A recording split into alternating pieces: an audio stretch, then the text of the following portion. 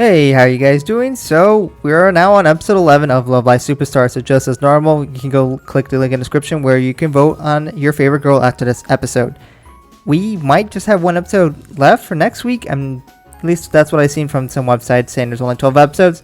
So we're almost down to the end here. So we're going to have to see who is been rated the favorite out of all of these. So without out of the way, let's go ahead and jump into episode 11, back there once more.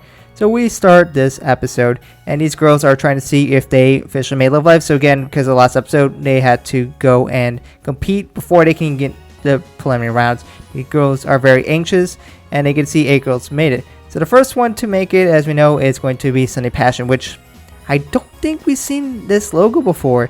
So that's really cool to be able to see the official logo of Sunday Passion, which I've been waiting for kind of a while. I don't know, I care about stupid stuff like this.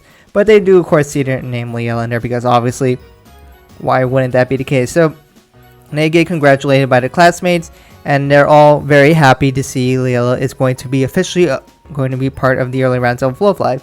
And you know, these girls are very excited for it. But then the chairwoman decides to call them over to her office, and they're wondering what. And Ren's like, "Oh shoot!" So apparently Ren did something not good. Well, so basically she went and found a laptop, and apparently there was an ad where she clicked on for the Forbidden Realm of Clothes. Woo! So, yeah, very naughty Ren here. Looking at women's clothes. How dare she? So that's what she thinks is going to happen, but that's actually not the case. When she goes into the chairwoman's office, they told them that they are going to be invited to do kind of them to sing in front of Chisato and Kanon's old elementary school.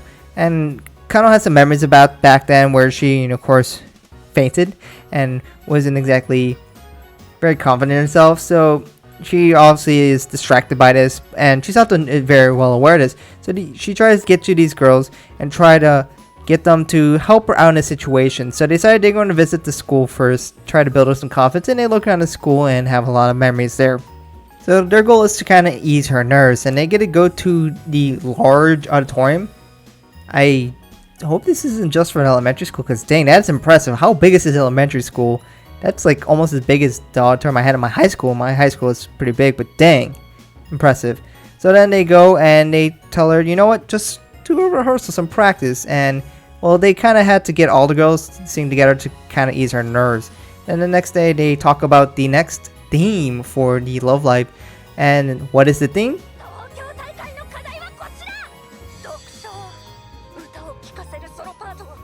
So that announcer girl strikes again, and then she says the theme is going to be solo parts. Last time it was rats. I don't know how this is supposed to be hard, because almost every single Leela song had solo parts in it. Unless it has to be literally strictly fully solo, but I don't know why they think this is a hard theme, because it's very rare for a Leela song to not have any solo parts in it. Okay. So then they decided that, oh, we need a solo part in it. So everyone's like looking at their leader, Kanon, and saying, she's gotta do it. But then the girls are kind of a little worried to see, can she not do it by herself? And then we go to Ren, and I just gotta say, I have an inkling that she might like strawberries. I don't know where this is coming from, but I'm just getting that feeling here.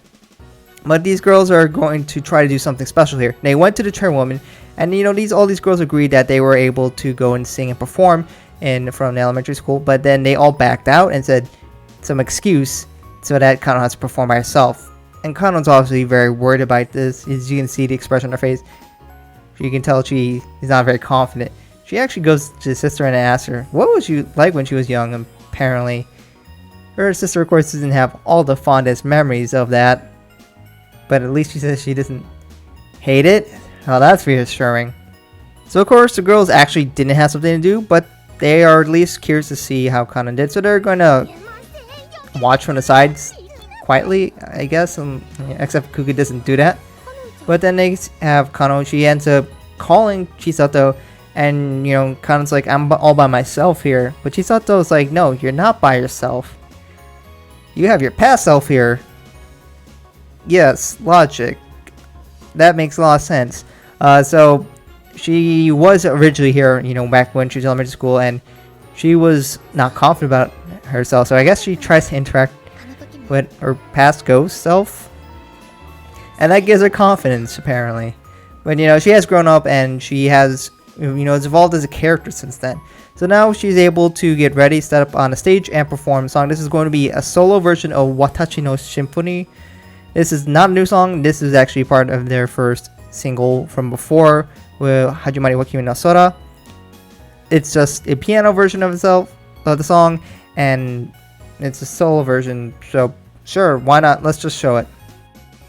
ずぶと大切にしまがってた一番大好きチャンスはある日突然目の前に舞い降りてきちっぽけな昨日までの私じゃないからで始め Overall, of course, this is a pretty decent song. I already talked about this song before. But it does really get to highlight the vocals of Kanon, which was really well exhibited here and shows that she has a good singing voice. And then Chisato comes out and jumps and tackles her or hugs her, and the rest of the girls join because they're really happy to see that Kanon has overcome her stage fright here. So now we have the ending, and this one is just going to be a slightly different version where whatever girl is shown on screen will be singing. So I honestly been kind of waiting for this mix because I thought it would be cool to have the girls, whoever's on the screen, singing. So that's what it is, at least what I can tell. And then we're going to look at the preview of the next episode, where we have Ren just yelling at all the girls. And episode's going to be called Song for All. So we'll have to see what that means. And there's going to be some kind of celebration. And look, it's her dad in the background. So we'll have to see what that means in the next episode. And of course, at the end, we have another NHKE song, Lia no Uta. This one going to be Dears. This is the same one from the previous episode, but this is going to be Sumire's version. So let's go ahead and show that. 僕の両手では抱えきれないもしそばで迷う人がいるならこの胸に優しさが咲いた日は So that concludes this episode, and now we might just have one episode left, I think. And well, overall, this journey has been pretty good so far. I have definitely grown to like these characters a lot more than I thought they would, and there's definitely some few songs there I did enjoy overall, and being able to see some of these character growth is kind of nice, to be honest.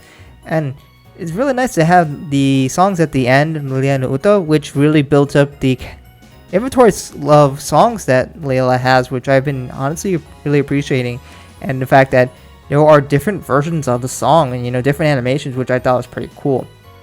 But for just this episode here, it was nice to be able to see Kanon's growth even more, and that now she feels like hopefully able to conquer, or at least participate in Love Live without hopefully being too scared or timid.